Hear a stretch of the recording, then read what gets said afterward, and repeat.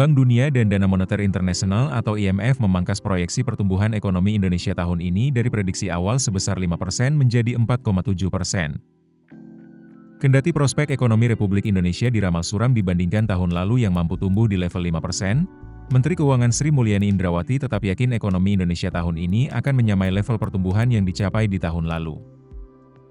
Bank Dunia dan IMF menurunkan proyeksi pertumbuhan ekonomi Indonesia lantaran ikut terseret dalam pusaran turbulensi ekonomi global bakal. Meski demikian, Sri Mulyani mengklaim, koreksi IMF dan Bank Dunia terhadap prospek perekonomian Indonesia masih lebih baik dibandingkan negara lain. Ia mencontohkan Thailand yang direvisi sebesar 1,1% lebih rendah dari perkiraan sebelumnya. Sementara Vietnam dikoreksi 0,9% lebih rendah. Adapun, Indonesia hanya mengalami pemangkasan sebesar 0,4% lebih rendah dari prediksi sebelumnya. Menurut Sri Mulyani, dalamnya penurunan revisi IMF terhadap beberapa negara dikarenakan negara tersebut memiliki ketergantungan yang besar terhadap perdagangan luar negeri.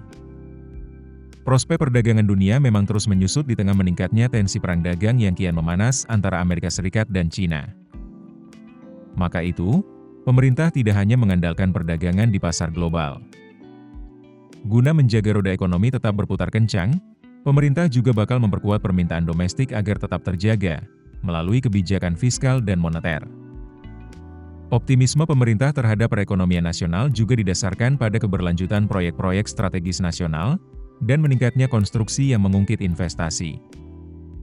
Sektor manufaktur dan kinerja ekspor nasional juga tetap positif. Selain produk manufaktur, ekspor Indonesia juga banyak ditopang komoditas sumber daya alam, seperti CPO dan batu bara.